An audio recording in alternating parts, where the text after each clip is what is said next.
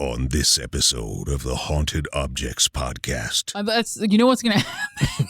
I know exactly what's going to happen. I'm going to look in the mirror and it's just going to be myself looking at my posture from a different angle. And I'm going to go, oh, dear God. It's actually horrifying. It's horrifying.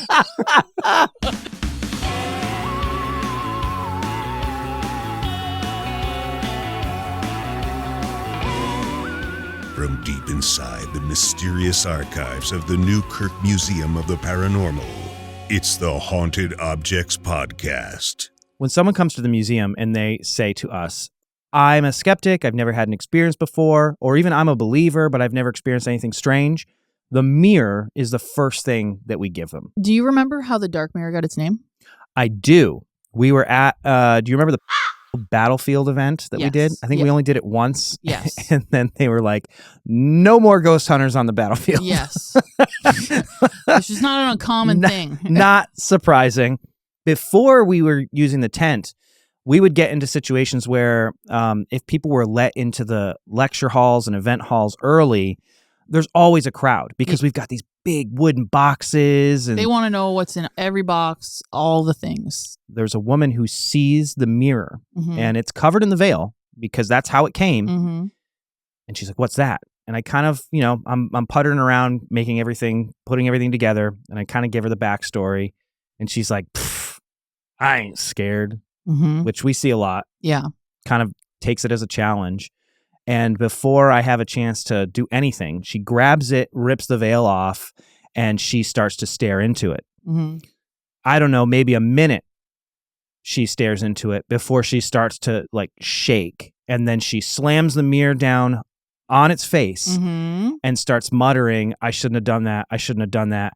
I have to go pray. I shouldn't have done that. That is a dark mirror. At first glance, this handheld scrying mirror, roughly a foot in width, reflects only vaguely discernible images in its pitch-black looking glass. But for those who've dared to gaze into the dark mirror's inky depths, the visions that swim to the surface are nothing short of a waking nightmare. Gazers have watched in horror as their faces decompose, whisper secret terrors, or manifest their deepest fears in front of their very eyes.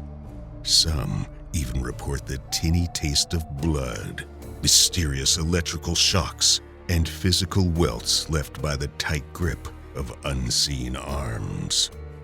With hundreds, if not thousands, of bizarre first-hand reports tied to the dark mirror, it's no surprise that the artifact has earned a reputation as one of the most haunted objects in the Newkirk Museum of the Paranormal. Are the mirror's powers derived merely from suggestion? Or is there something truly paranormal lurking within its golden frame? Perhaps there's a more important question. If you dared to gaze into the dark mirror, what would you see? We received the mirror through a work friend when we still worked at the startup here in Cincinnati, and it came from their mother. Their mother had gotten, her words were, absorbed by it. Sure.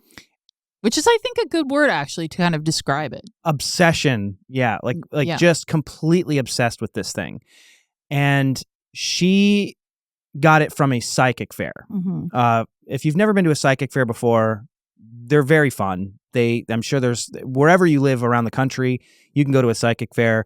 It's everything from having your aura read to crystals. You can have your tarot cards read. It's basically just a gigantic event center full of all sorts of things that are either magical or witchy or new agey or whatever you're into. Usually they're very fun. Even if you're not into that stuff, you can still go, and it's very fun to people watch. People watching is great. You're going to meet some interesting folks. One of the things that was offered at this particular psychic fair was a Black Mirror scrying workshop. We're pretty sure that the person who was running this Black Mirror scrying workshop was Rosemary Ellen Guiley. She gave lectures like this, presentations like this all over the country, and I'm pretty sure she made her own mirrors. Yeah. So there's a very good chance that the dark mirror was made by Rosemary Ellen Guiley. Mm-hmm. The woman who bought the mirror, she becomes obsessed with the mirror, can't stop gazing into it. She has a little closet that she sits in and gazes into it. And according to her daughter, would only see terrible things in it. Yeah, as if sort of the first few uses sort of set the tone for the relationship that this person would have with this scrying mirror from that point on. Everything was negative, everything was scary, everything was kind of doom and gloom. I think she even used the word evil to describe it. She never elaborated on what it was that she saw in that mirror. Yeah. She never told her daughter. We never found out exactly what it was that she saw, but it got to the point where she became so obsessed with the mirror that it was affecting her everyday life. It became such a problem that her daughter basically stole it from her and took it away and said, "You can't have this anymore. This is not healthy for you." Yeah. And then she said, "Well, I know you guys are into this stuff. I don't care what happens with it. Study it, keep me posted. But my mom can't have it. If you do find out that there's something weird about this, just let me know." The woman who actually named the dark mirror didn't realize what she was doing, but the woman who called it the dark mirror, she told us what she saw in it that frightened her. And what she saw was she watched her reflection, her face, morph into her own corpse. Yeah. Sort of a common thing that people have experienced with it throughout the years, throughout all of the different events that we've gone to, all the different people who've looked in it. It's not uncommon for people to see something similar to that, aging. But again, a lot of people will see their own corpse. This was our first experience with this. Dane and I had not looked into it. No. I think at the very beginning of our time with the dark mirror, I was afraid to look into it because I was afraid I wasn't going to see anything. I was afraid that this thing had such a crazy story. I'm going to look into it and I'm not going to see anything and it's going to be disappointing and I'm not going to be able to tell the story very well. Yeah. Well, that didn't last terribly long because immediately people are seeing terrifying things. In fact, that woman who was so scared, who called it the dark mirror, saw her own corpse, and then throughout that event kept coming back up to the table, trying to grab the mirror because she wanted to smash it. She literally would come up to the mirror and be like, "I'm taking it outside and smashing it." And it just kind of grew and became more aggressive and kind of a little bit strange, honestly. It didn't help that other people were having scary experiences with it. Yeah. There was a woman who she pressed her hand on it and made a handprint on it. It wouldn't leave. It wouldn't leave the mirror for 2 hours. She would constantly take it and try and scratch it off or rub it off, and it would not work. That only worked people up even more. I was so ready to be done with that event by the time it was over specifically because of the woman who wanted to smash it. Yeah. By the end of it, she was very aggressive, very kind of like just if we had left her alone in the room with that mirror, it would have been destroyed. She would have broken it for sure. And that was like the first event that you ever took it to. Yes. Ever. Like a precedent had been set. Exactly. Yes. And you know, we're very middle of the road people. I'm always trying to stay 1 foot in and 1 foot out. And so I'm thinking, okay, it's got off to a bad start. Somebody immediately had a really terrible experience with it that sort of set the tone. You know, I'll be honest, sometimes the people you meet at some of these events are very impressionable. And there's not necessarily anything wrong with that. But there's certain events that you go to where they're a little more antagonistic. They find that spirits are a challenge. Yeah. This was one of those events. Sometimes you have people who come into an event with an already established idea of what they think the paranormal is. And some of those people's established idea of what they think the paranormal is evil, in what they would classify as evil. And so, I believe this person went into this experience kind of bringing that energy to it. Which is funny because they claim to be an occultist. Well, I remember that. Yeah. Well, anyway, a lot of their opinions on how to handle that type of thing is basically like ghostly MMA. They think you need to fight the ghosts. Yes. This was one of those types of things. And so we just thought, okay, somebody set the tone for this event, and then everyone had a scary experience. Yes. And that can happen sometimes. It happens all the time. Sometimes you can have, like you said, if it's a smaller group of people too, and everyone's kind of ready to have a similar experience, you can have that one person who really ripples that same kind of intention out. And then a lot of people have the same kind of experiences. We wrote it off and said, okay, maybe this was just one of those things where group hysterics. Mm-hmm. The next event that we took it to, didn't tell anyone anything about what No. people had seen in it. We don't like to front load stuff, but the same thing started to happen. People were looking into this mirror and they were seeing scary things. Again, people seeing their faces turn into skulls. Aging. One guy got really freaked out because there was a guy who was very obviously dragged to the event. Yes, I think I remember him even saying he didn't believe in any of this. Yeah. I think I remember him being like, I'm definitely a skeptic, and he was like, I'm definitely not. I don't believe in any of this kind of stuff, and so he was very like adamant that we knew that he didn't believe in anything. His wife was the believer. Yes, and dragged him to the event. We see that all the time. Sure. And you can still have fun at these things if Of you course. don't believe. And this guy was trying to have fun. He was trying to be into the same thing that his wife was into. And he's like, well, let me give it a shot. So he picks it up and he's looking into it. And we watch him. He's gazing into the mirror and then he shakes and he pulls the mirror down. He looks at us because he has watched a doppelganger of himself peer out from behind himself and smile before moving back behind him and disappearing. Freaked him out bad. Yeah. After that, somebody else is looking in the mirror. They start to feel, they described it as shocks of electricity, almost as if there was a battery attached to it. Yeah, I remember that. Like shocking them up their hands. They described it as like low-level current, like an electric fence. Yeah, like tingling kind of in their hands and arms. Yeah. After that, a woman watches her reflection whisper something to her. Yeah. Which she refuses to tell us what it whispered because it startled her so badly. That event really also sort of set a precedent for a lot of weird kind of eyes blinking, mouths moving, weird facial expressions. A lot of people have since reported their face doing things that they are not actively doing with their face, which is obviously pretty scary. But we get a lot of smiling, kind of grinning at yourself, blinking, a lot of weird facial kind of tics and motions that the face is not actively doing. One of the organizers of the event takes the mirror because she sees everybody having these weird experiences. And when they're off doing their ghost hunts that night, she's like, hey, can I borrow that mirror? I want to do an experiment. And she takes the mirror and she goes off into one of the halls by herself where nobody was ghost hunting. She's sitting in this hall. She comes back half an hour later, eyes as big as saucers, because she's sitting there gazing into the mirror, and in the reflection, she can see people milling around behind her. Yeah, I remember in that empty hall of this asylum. That's when I started to get worried, or I guess I started to get scared of it. Yeah. Because a little apprehensive. I mean, at that point, you're having people tell you they're seeing their face doing things that their face is not doing. Yeah. They're seeing doppelgangers of themselves leaning out and walking around, and they're seeing people reflected in it. It definitely didn't leave us feeling great about it.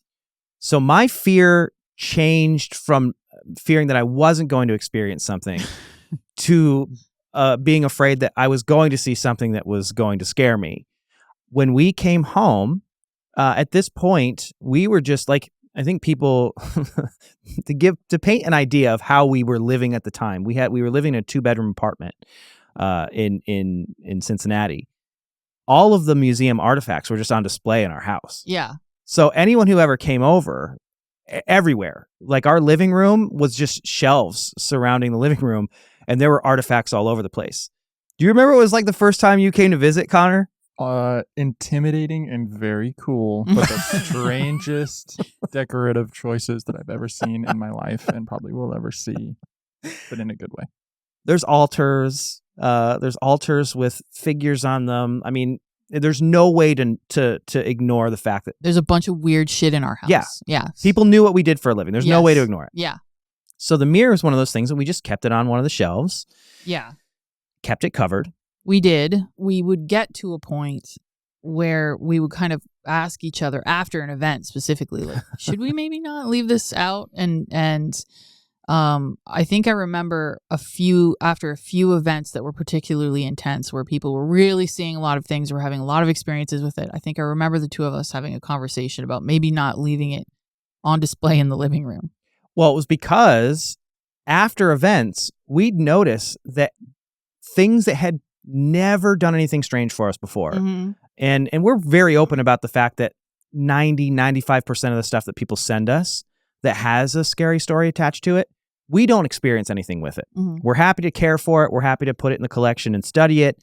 But most of the time, it seems like whatever someone is experiencing with their haunted artifact has more to do with them. Yes. And what they've placed on that artifact. Absolutely. This, on the other hand, it was almost as if it was a battery, because other artifacts that were around it on shelves that have never done anything weird for us would start acting strangely. Yeah, I used to make jokes that the dark mirror is like the kid that you don't let your kid play with because it's a bad influence. The kid with all the dirt rashes. Yeah, or just the kid who's just a bad influence on the other kids. And that was what the mirror was really like at that point in time. It would cause more activity in the house. I think based on the fact that it, like you said, was acting as kind of like a little battery for all the other weird things. Another weird thing that started to happen is I would find myself in the living room just sort of daydreaming. And when I'd come to my senses, I'd be staring at the mirror. It would be covered. That's scary. It was very scary. It's very uncomfortable. No, thanks. I'd just be sitting there daydreaming, snap out of it, and I'm staring at the mirror. That mirror was always covered in the veil. But in the mornings, I would come into the living room, and it would usually take me a while, but I'd eventually notice that thing had come uncovered in the night. Yeah. It happened so often that I put one of our trail cameras up. Still uncovered in the morning, nothing on the trail camera. The only weird thing that ever happened with that trail camera was one night I checked it and it had captured something.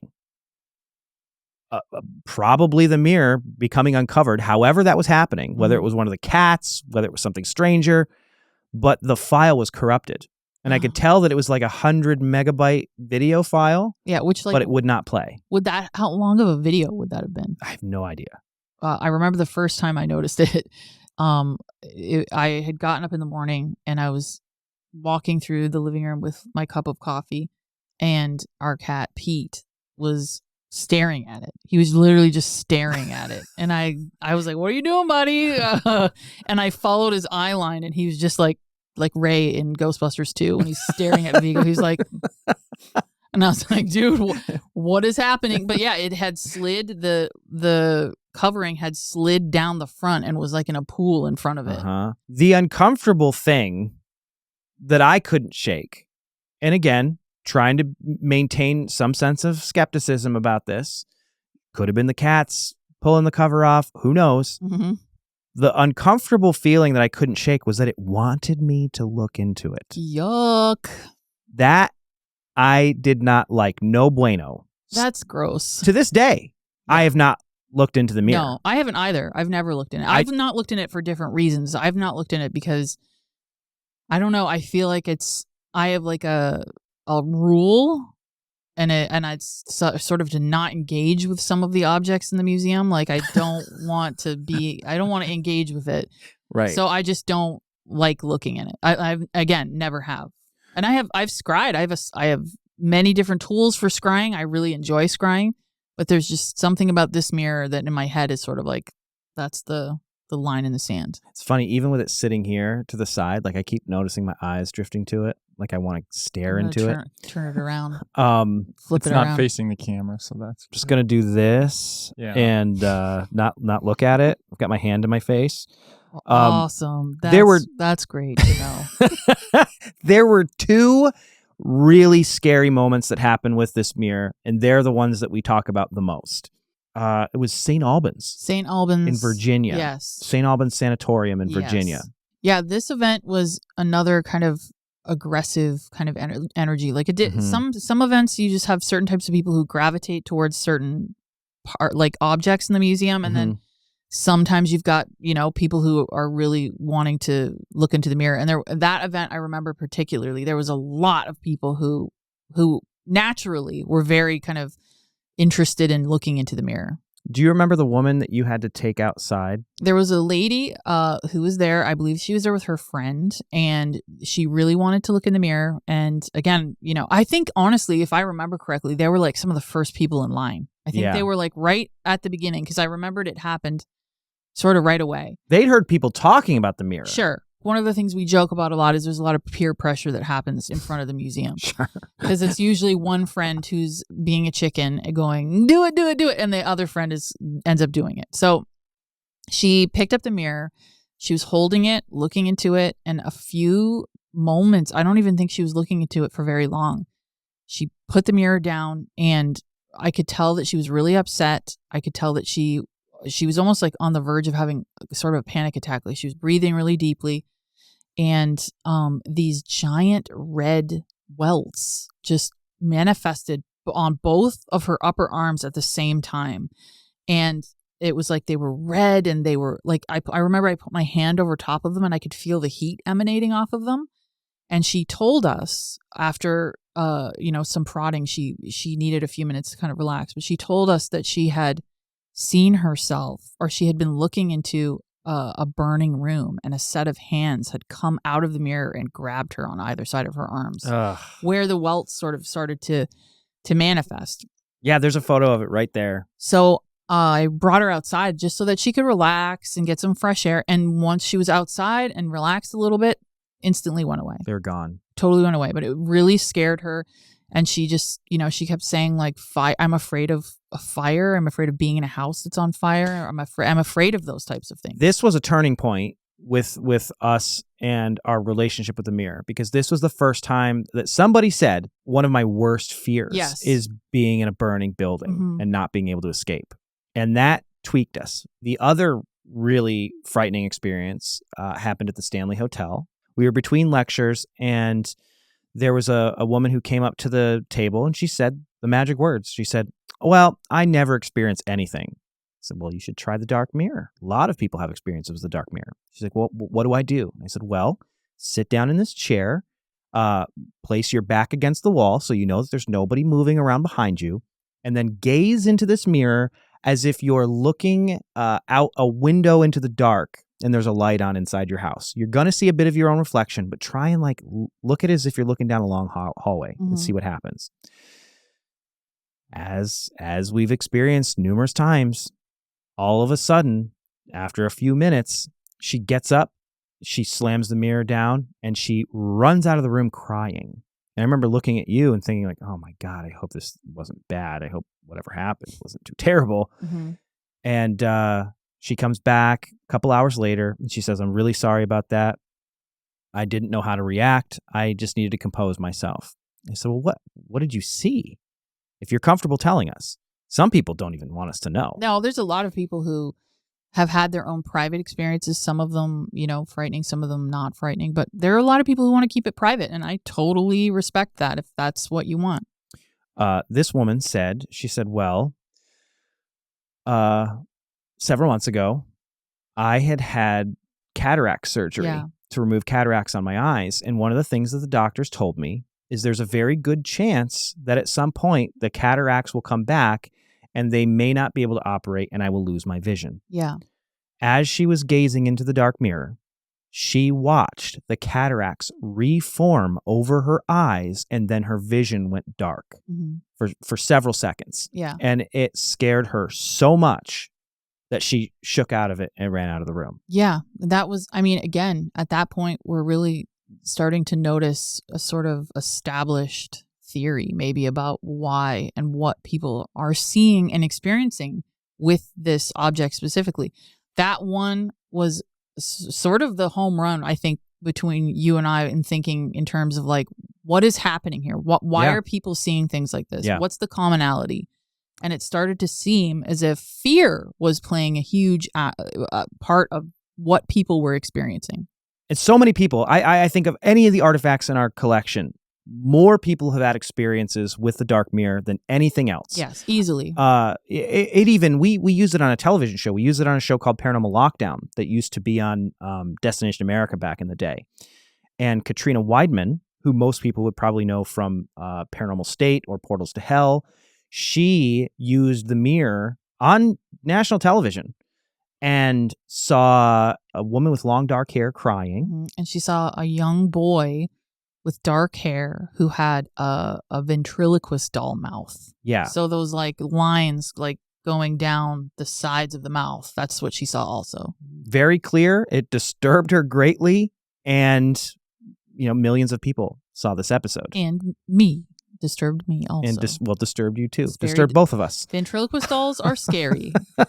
I don't care what anyone says. Those are the majority of the types of experiences people have. It seems to hone in on their worst fear and makes them face it. Mm-hmm. But not everyone has had a scary experience with the mirror. There are some people who have seen loved ones that have passed. Yeah. That just softly smiling at them. Yep. People have seen pets that have recently passed. They've seen, like you said, loved ones, people sitting. There was someone at an event who was looking into the mirror and suddenly was transported to a room. They were looking into a room instead of, as if it was like a window sort of. And it was a room in an old Victorian house, and there was a woman sitting in a rocking chair. And that was it. Yeah. There was nothing else that really happened. He was just looking into a room at another person who was just sort of sitting quietly, rocking in her chair. Nothing scary. Nope. Just kind of nice. Nice. There's one guy that I think of all the time. We used to see him at lots of different events, and anytime he knew we were going to be at one, he wanted to slot some time so he could sit with the dark mirror.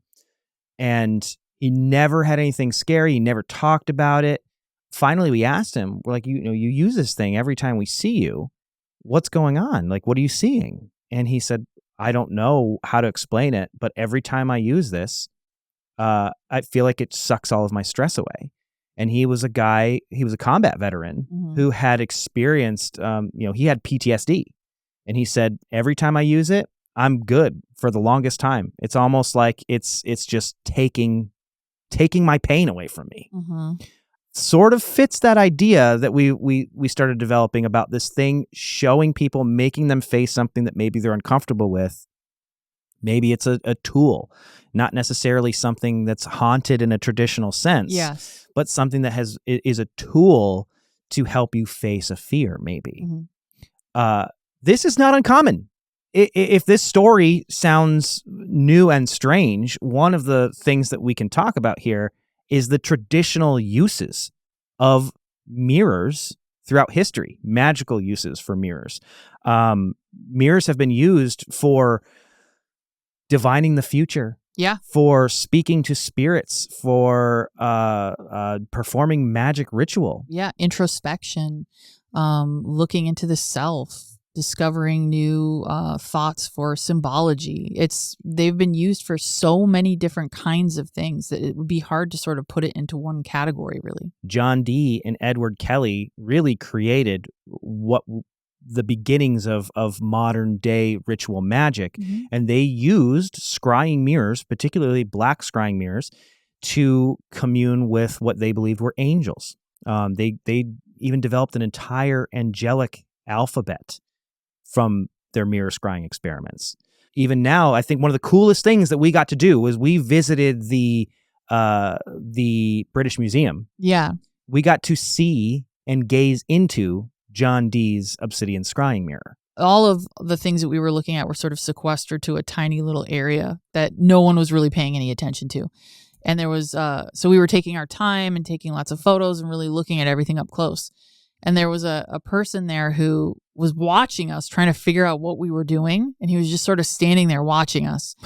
And I was like, oh, maybe they're waiting. So Greg and I kind of politely like moved over, and he went and he just sort of stood there looking at it, like scratching his head. Like, what are these people? Why do they care about this? Why does anybody care about this? These hunks of wax and this shiny piece of glass? Like, makes no sense at all. There it is right there. Yeah. It's actually fairly recently that they were able to track down that was it was a piece of Aztec obsidian. Yeah. There's controversy about where John Dee got it, whether it was really his, but the British Museum says it was. So I think it's safe to assume that that's one of the mirrors he was using for his experiments. Sure. I'm going to take the British Museum's opinion over some guy on the internet. Some guy on Facebook. Yeah, I'm good. Some guy who I posted a selfie of my own reflection in the mirror. It's like the most badass selfie you could post. And the guy's like, I'm a ritual magician, and that is not actually his mirror. And I was like, well, the British Museum says it is. So I'm going to say the British Museum might know what they're talking about. If you go further down the line, there are stories of Abraham Lincoln seeing his own reflection in a mirror on election night. Mary Todd, his wife, said that it was a prophecy. Apparently he was like, I remember reading that story. He was apparently mostly like deadened. Like he was all pale and ghostly. The other visage of himself that he saw standing next to himself, and he told his wife about it. Ooh. And Mary Todd Lincoln, in classic Mary Todd Lincoln fashion, said that it was a prophecy and that he was going to win the election that night and would probably die in office. Oh.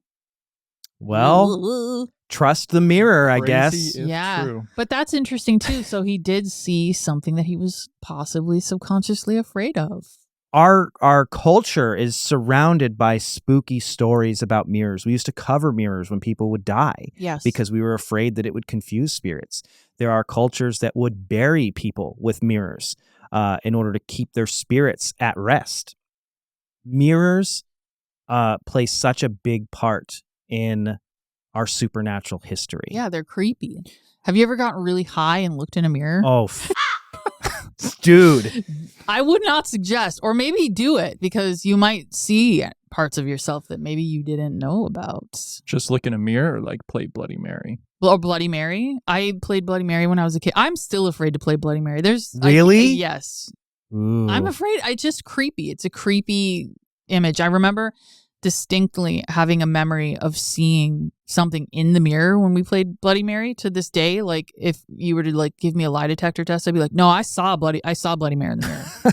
I probably would pass. I saw something like weird and kind of like I saw the side of a woman's face appear with like her hair, and I freaked out and ran out of the bathroom. How old were you? I was probably 10, maybe. Wow. I saw Bloody Mary. Well, I was scared. Anyway. I've played Bloody Mary and unfortunately have not had the same experience. I never saw anything in the mirror, just my own hideous visage. I used to play hide and go seek with my brothers and sisters, and like if they lost, I would have one of them sit in the dark bathroom, and they were little and scared, and I would talk about seeing a monster in the mirror. So it was either that, or sometimes they would be in the closet, and I would make them eat like flaming hot Cheetos. And I'd be like, "You have to have 10 Cheetos." You're not leaving. Out. Yeah. Coincidentally, that's what Connor does to us when we do a bad podcast. That's Get in true. there and eat those hot Cheetos. He yells at us, tells us scary stories. Somewhere that's a real niche audience, but somewhere my siblings are like, "Yes, thanks for recognizing." You know what's that. funny? Your sister has told stories about you forcing them to do weird stuff like that all the time. I was the older brother. Well, I mean, that's the older brother's job. Mm-hmm. I used to do that same thing to my little brothers too. I used to make them compete to see who was the best little brother. That's terrible. And it was like, who can spin the other around the most times on the swing set? You know, the tire swing.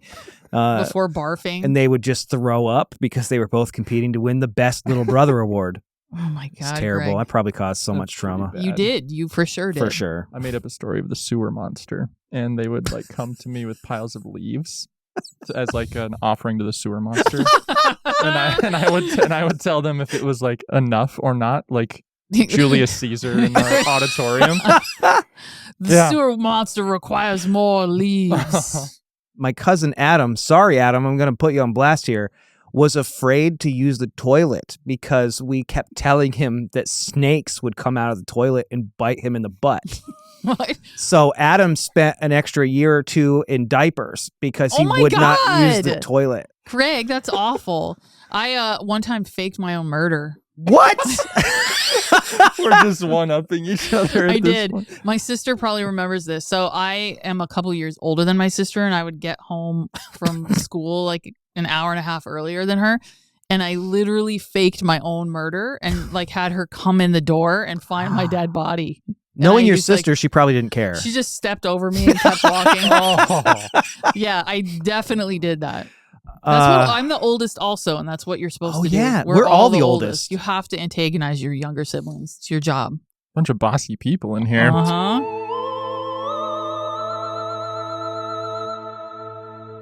Are you in possession of a haunted object? An antique spiritualist tool? Wreckage from a crashed UFO? The Newkirk Museum of the Paranormal wants to add it to their archives. Whether your strange item is causing you paranormal problems or is simply a supernaturally significant relic worthy of curation, we want to hear from you. For more information on our acquisition process, visit paramuseum.com.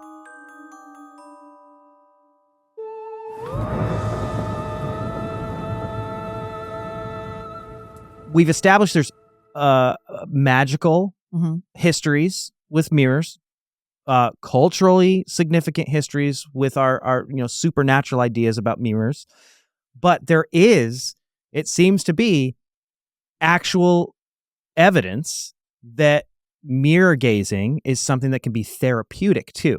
Yeah, actually therapeutic, particularly for the grieving process. Back in the 90s, there's a doctor by the name of Raymond Moody. Raymond Moody wrote a lot of really influential books. One of them is called Life After Life. But the one that's particularly interesting to us in this conversation today is a book called Reunions, Visionary Encounters with Departed Loved Ones. This book is, I'd highly recommend it if you're interested at all in mirror gazing and mirror scrying and the history behind it and the current usage of it, because Raymond Moody got interested in the way that the ancient Greeks used scrying mirrors. They used something called a psychomantium. One of them was actually uncovered, I believe, in the late 80s or early 90s in Greece, and it was the first time anyone had seen this. It had been talked about in legend, but it was a room where they would use either bowls of water, reflective surfaces. Legends say they would use blood to scry in, and their oracles would gaze into these and divine the future, speak to spirits. Raymond Moody started using the psychomantium in grief therapy sessions with people who didn't have the opportunity to say goodbye to a loved one. Maybe someone died quickly and violently. People weren't able to properly say goodbye. The way that this looked was, it's usually a small room, no windows, so there's only typically one source of light, either a low wattage bulb, traditionally a candle would have been used. That's typically placed behind your chair. So you have a chair in this dark room, there's some sort of a light source, low wattage bulb behind you, and then in front of you, there's a large mirror on a 45-degree angle, so you can't look yourself in the eyes. Yeah. You can maybe see your feet, but you don't want to see yourself. Yeah, you don't want to be distracted by anything. So you basically just want to have it at an angle that makes it sort of perfect so that you can zone out. He found that in 5 out of 10 gazing experiences, people had what they called very extremely real visitations with their dead loved ones. Sometimes they even experienced their loved ones touching them, speaking to them. I mean, people were coming out of the psychomantium sobbing because they were finally able to say goodbye and grieve. And when polled about whether what they experienced was psychological or real, they were saying this was real. This was a real experience. And Raymond Moody has gone on to use the psychomantium to great effect ever since. We built a psychomantium with a haunted mirror once. We did. We were invited to the Farnsworth house by our friends Amy Bruni and Adam Berry for an episode of Kindred Spirits in Gettysburg. The Farnsworth house had us come because they were having an issue with a mirror, which was located in the basement of the house. They were claiming that it was women in particular that were having an experience with this mirror. that there was what they called an evil entity coming out of the mirror, and I, for lack of a better term, sexually harassing the women who were on ghost hunts or just visiting on a tour. Yeah. They really wanted to try to get to the bottom of what was going on here. We did a session using the mirror as a psychomantium. So we did everything that we possibly could. We had the mirror at that 45-degree angle, which was very difficult, terrifying, because it was a massive mirror. Yes, and the crew were very afraid that we were going to break it. Yes, it's very old, and it also weighed a ton. So it required a lot of people trying to get it perfectly so that it didn't fall down. Luckily, it was great, and it worked perfectly. Found a picture of it. Yeah, there's what it looked like. It had to have weighed hundreds of pounds. It was really heavy, really awkward. But we did it, and you can see kind of in the reflection, Amy and Adam are in the reflection. From our angle where we were sitting in those first set of benches, we couldn't see anything at all. So Amy and I were chosen to sit and look into the mirror. We had a candle lit behind us. It was dark, and Adam and Greg went to the other room to just kind of watch and see what happened. Because again, if all of this activity or most of this activity is centering around women, Amy and I were like, great, we'll put ourselves in this position and see what we can get. We gave ourselves about half an hour, 45 minutes to sit quietly in the room with just the candle going, and we didn't say anything. We just let ourselves get into that meditative kind of trance-like state. Do you remember what you saw when you were gazing into that mirror? Yeah, so the first thing that I started noticing was that, and imagine this mirror is huge, so it would have been my right, I was noticing like it almost looked like a white fog, or like some kind of white smoke that was kind of curling up from the bottom and moving up along the side of the mirror. And it was like, it almost looked like a cheesy kind of ghost manifesting, like the way ectoplasm. Like it was trying, something was trying to manifest. Something was trying to kind of come out of the mirror, or it looked like that anyway. And that happened pretty consistently. Amy described seeing the same face that you saw in the mirror, and then she pulled out a slip of paper. Yeah. We didn't know anything about the case they were working on. What's funny is this is not Hollywood. This is it's very true. Whenever they need us on a case for kindred spirits, they will call us the day before. Sometimes we'll get 2 or 3 days if we're lucky.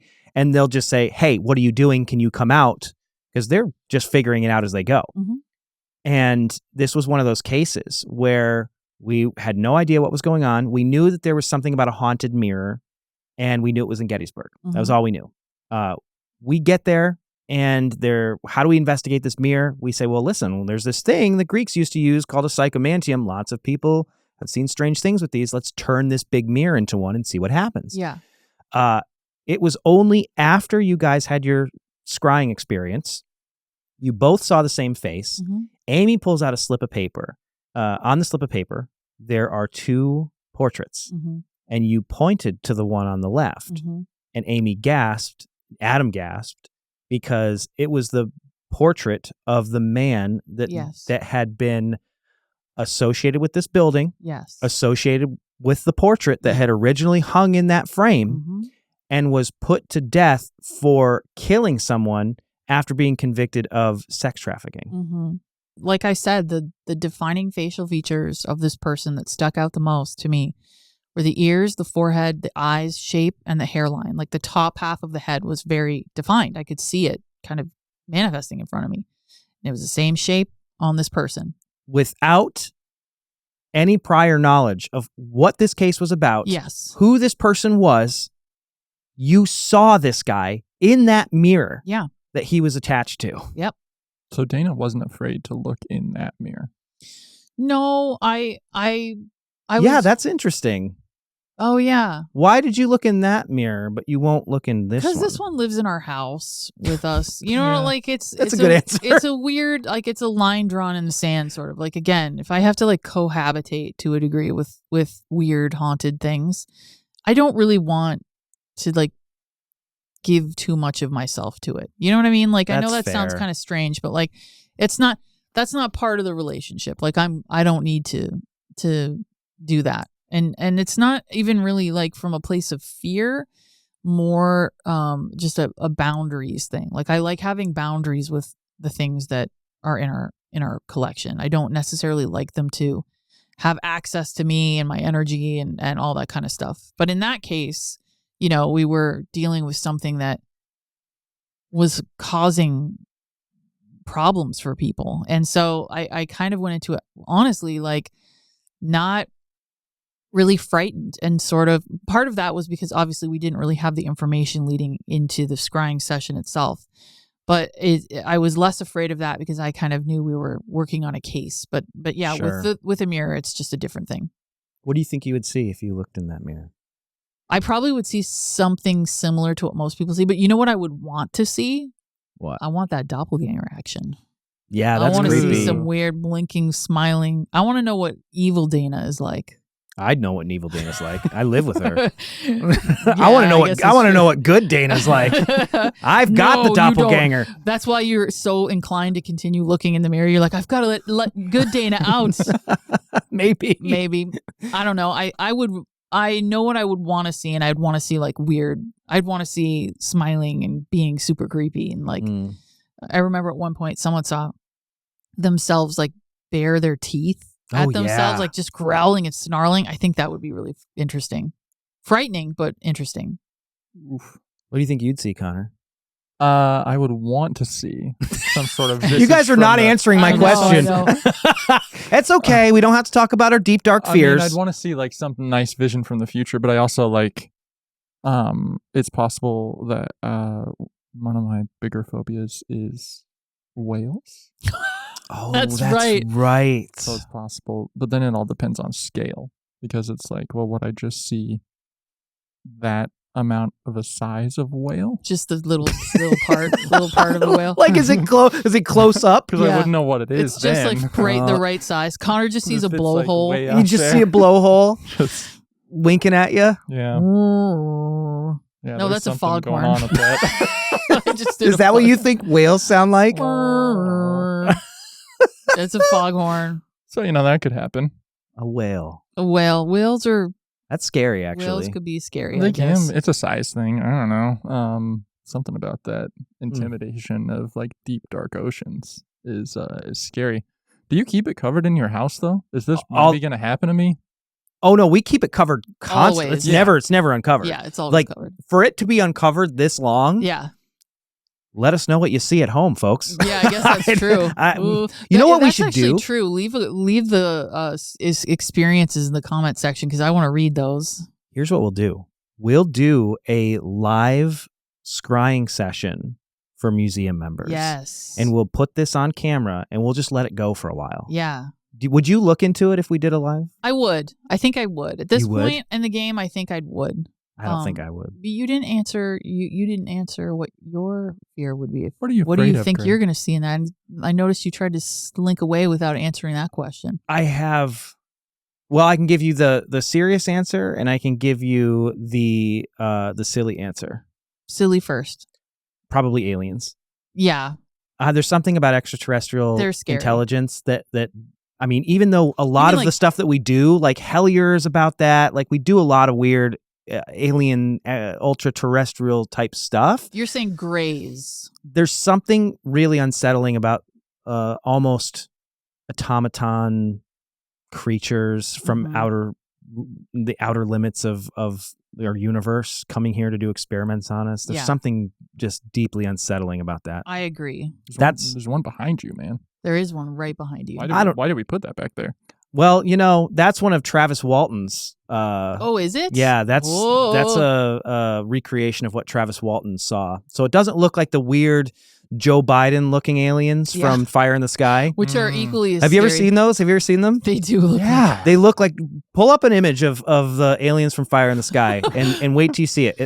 They look just like Joe Biden. Can you imagine getting abducted and it's just a bunch of Joe Bidens? No. The Travis Walton, those Look at guys that. are so scary. Look at that. That's Joe Biden. They didn't really look like that in Travis Walton's. The features. That is so terrifying. He's That is so scary. Just looking. sitting there mumbling about corn pop and his like leg hairs. He's torturing you by telling you he's going to cancel your student loan debt, and then later he walks it back and he's like, "Well, if it's private debt, I'm sorry, we're not gonna do that for you." Dear God, it's like really dark outside, like Carl's Jr. and he's making an order through the window. Yeah, I'd probably see aliens because I'm really scared of them. But the serious answer is I don't really know what my deepest, darkest fear is. I'm afraid of drowning. Like that's one. There's a hopelessness to it. But I'm not really sure what my deepest fear is. And that's the reason today why I'm too scared to look in the mirror. I thought you were going to go, and that's the reason why today I'm looking in the mirror. I literally thought you were about to do that. I was like, that would be riveting podcasting, I'm sure. It would. Everyone listening to me. Screaming in terror. Yes, I mean, it would maybe. be wonderful. I think our audio listeners would not enjoy it as much as our video That's viewers. interesting, though. So what you're saying is you're almost afraid of what you're afraid of because you don't necessarily know what you would see. Yeah, I'm afraid of not knowing what I'm afraid of. That's interesting. I mean, I think you should look in this mirror. No, because then I'll have something to fixate on. All right. Okay. See? I agree with Dana. Let's put some votes in the comments. No! We're making him doing against his will. Is that what this podcast is going to be? This podcast has now been renamed Torturing Greg. Every week we get to do a new thing where we torture Greg. I mean, that's kind of where everything goes anyway. We'll do a live stream where we do some gazing. I will for museum members. Yeah. And with museum members, I will do some scrying into the dark mirror. You heard it here. here. We will see what happens. Become a museum member at patreon.com/paramuseum to take part in the digital scrying session and then see what type of eldritch horrors Dana dreams up from her subconscious and experiences. I can't wait. When she becomes a husk of her former self. Yep. Your $15 a month will have made a difference in her care. Yep. This is going to become the last episode of the podcast. You're going to break yourselves. I mean, my goal is that we will be fried out husks by the end of this podcast. I mean, I'm already almost there. I'm halfway there. Let's be real. I'm almost there. It's good you're getting in the podcast. Yeah. Yeah, because at least we can sit down and do that. I like sitting down. Sitting down is my favorite thing to do. I just like just having a good sit down. Just shrimping out, sitting down. Shrimping out. Shrimping out is my natural posture. Just shrimping, sitting and shrimping. That's my two favorite things. The fun part is always adjusting the camera for Dana's slouch because it's different. It depends on how you're feeling that day. Yeah. Sometimes you're slouched a little bit more and we don't have good eye line. Shrimped out. Shrimping out. Yeah. I'm really going to be shrimping out after I look in this mirror. Yeah, probably. You know what's going to happen? I know exactly what's going to happen. I'm going to look in the mirror and it's just going to be myself looking at my posture from a different angle. And I'm going to go, oh, dear God. It's actually horrifying. It's horrifying. I can't do this anymore. And then I will have the most amazing posture of any human on the planet. We'll get you a back brace. Yeah.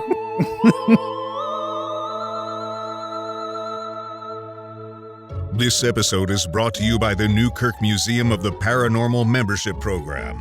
Become a museum member and take part in live paranormal investigations. Receive Dana's Magic of the Month subscription box, access in-depth artifact case files, and gain access to hundreds of hours of exclusive content available only to members. To become a member, visit patreon.com/paramuseum.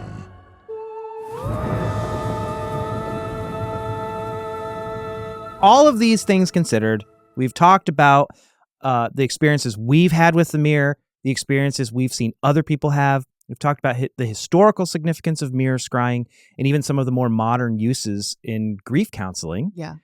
What do you think is going on with the dark mirror? What is your professional opinion? My professional opinion is, and it might change, this is just my opinion right now. I think that the mirror is a magical tool. I think that the mirror has become a magic tool for introspection, for looking into the abyss, for going deep in meditation, for a multitude of different things. And I think that it's become that because of the sheer amount. And when I say amount, I'm saying thousands of people have had a personal experience with this specific object. We got this mirror in 2015, if I remember correctly, which means that there have been 7 years, hundreds of events with thousands of people. Oh my God. Easily thousands and thousands of people have looked into this mirror. They've had private experiences, some of which, again, as we talked about, have been scary, but some that have been not scary and kind of great, and some that are neutral. Maybe they're supposed to be scary. Yes. And I think that that's part of it. And I think that at this point, in my opinion, I think that this has become a magical tool. And I think that it is a tool that can be used maybe for whatever we bring to it. But I think that there's an aspect of this tool that gives us insight into the things that we are afraid of. And that's not a bad thing. That's a really good thing. Sure. It gives us the ability to face some of that stuff and process some of that stuff, work through some of that stuff, which many, many, many people have done at this point with this object, making it, in my opinion, a magical object. That is exactly what Dr. Moody was trying to achieve with his mirrors. It was giving people, using an extremely old magical tool to give people an experience where they could deal with their grief because they faced their grief. Maybe they didn't have the opportunity to. And it helps. It helps people. Yeah. What do you think? I definitely lean toward the idea of a magical tool. I really do think that there's, we've made scrying mirrors before. You had Magic of the Month packages where we've sent people scrying mirrors. Yep. They're very easy to create. They're very easy to find online. You can get actual obsidian scrying mirrors anywhere for a few bucks if you want them. But I've never experienced the same thing with any other scrying mirror as I have with this. Yes. This has it's got a weirdness to it, man. There's something really strange about this mirror. Yeah. And I don't know if it's because of all the people who have looked into it, who have put those intentions into it. I don't know if it's because of whatever strange thing happened with the original woman who bought the mirror at the psychic fair. I don't know if it's because maybe Rosemary Ellen Guiley wasn't concentrating the same way when she made this one. Yeah, maybe who she knows? made a weird one. Maybe she made a weird one. Every once in a while, like people can have 10 kids. One of them's going to be weird. Yeah, this is that kid. As I said, this could be them. Yeah, you were right. It's the bad influence kid, the kid with the Kool-Aid mouth. You don't want your kids hanging out with. Yeah. There's something strange about this mirror. There are skeptical arguments about what people are experiencing when they mirror scry. Yeah. There is an effect called the Troxler effect, which was coined by an Italian, I think I have his name here, Professor Dr. Caputo. He would do an experiment where he would have participants stare in a mirror in a dimly lit room for 10 minutes. Yes. And his results said that 66% of those people would watch their faces deform. Yes. 48% of them would see their face or field of view morph into something monstrous. So they're seeing actual monsters. They're watching, so they're both seeing their own faces deform, and then they're seeing actual monsters in the mirror.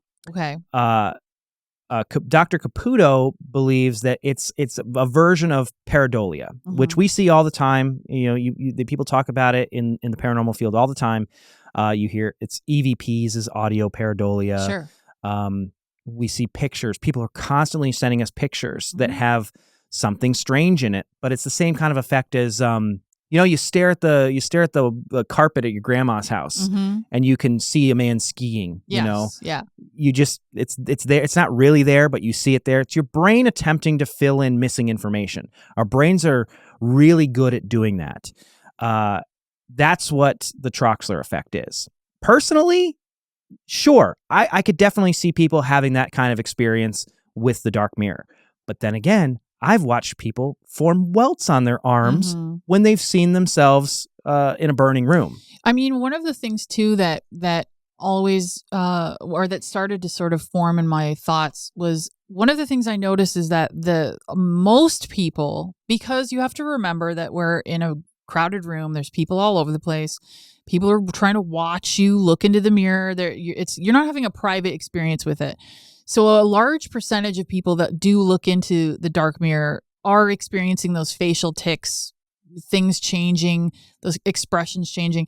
And in my mind, one of the things that I always noticed is that if those people had more time to have a private experience, they were having incredible experiences their second time using it. Right. So it was as if those sort of tics and those things that you were noticing right away were an indicator that maybe this person could have a more, incredible experience with it if they had a bit more privacy, a bit more time, Right. a bit, a bit of personal time with it versus trying to do it quickly while 30 people are walking around staring at you, wondering what you're doing. Yeah. There is actual scientific weirdness that happens with mirrors. Mm-hmm. There's a Nature article from, I think, like 2011, 2012. And I'm not a scientist, so forgive me if I don't get this exactly right, but they were trying to use virtual photons fired at a mirror. Mm-hmm. And they would find that when they did it, and it's a very specific, there's only a very specific place that this will happen. If they fire virtual light photons at a mirror in a space vacuum, the mirror will emit real photons. Yeah. So what you're saying is they're reflecting something in a mirror and then pulling it out of the mirror into physical reality. Yes. Here's the thing. I'm a college dropout. I'm not a scientist. Where do you get those space vacuums? But to me, like, here's the Nature article on screen right here. From virtual to real. For decades, theorists have predicted a similar effect can be produced in a single mirror that's moving very quickly. According to theory, a mirror can absorb energy from virtual photons onto its surface and then re-emit that energy as real photons. The effect only works when the mirror is moving through a vacuum at nearly the speed of light. All right, so we need a vacuum that can move at the speed of light. Yes, is what you're telling me. We'll work on that. Let's get join the Patreon. That. Help us build a vacuum that moves at the speed of light. Patreon.com/Paramuseum. We're gonna need some more Patreon museum members. What are we gonna pull out of it? A monster, probably. Okay. Our deepest, darkest fears. This is a horror movie in the making. Yeah. We're gonna build the space vacuum, and then our deepest, darkest fears are gonna crawl out of mirrors. So, space vacuum monsters. Anyway, my point being, there's general weirdness, scientific weirdness around mirrors too. That's cool. That's cool. That's really cool. Imagine Bloody Mary walking out of a real mirror. No, it's terrible. You just have to do it in the vacuum at space at the speed of light. No. Not at a slumber party. I was actually just looking in the mirror and seeing my reflection as if it was like, you're seeing yourself in 25 years. Why, who's this scary lady with matted hair and cats all around her? I had posted about this Nature article before, and one of our museum members actually commented. They're a scientist. Sean said, "Thanks for the great article. You're a good writer. You may have also helped out my lab. We're looking to generate correlated microwave photons for quantum illumination devices. A problem is extremely low efficiency with our current approach. I wasn't aware of the work done in the Nature article you referenced, but after reading it and looking at their more recent work, I believe they have a possible solution to our problem. We'll put you in the acknowledgments of our paper if it works out."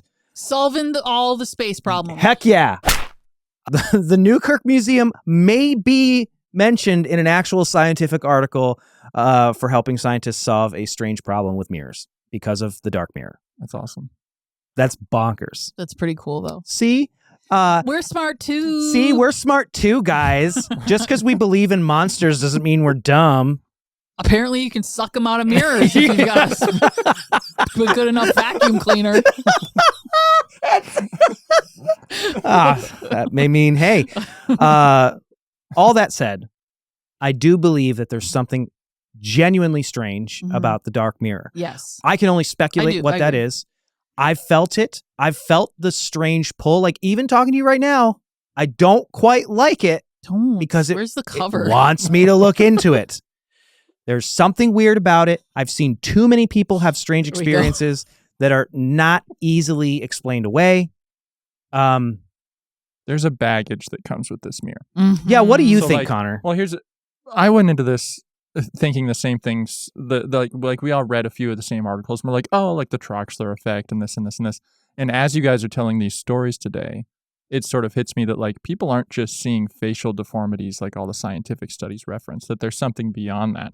And then when we read that Dr. Raymond Moody book, a lot of his work is about how he really mainly uses them for people to like contact deceased loved ones, but he asks them when people come to like use his mirrors, he will ask them to bring articles from that person. So like there's already an intention there for that to occur. Yeah. And then I think about you guys bringing this to like scary places and public events over the last 7 years. And it's like people are already having a bit of a fear-based reaction to that. Yes. And so I think that the dark mirror could possibly be something different if different things happened around it. Right. Maybe. Sure.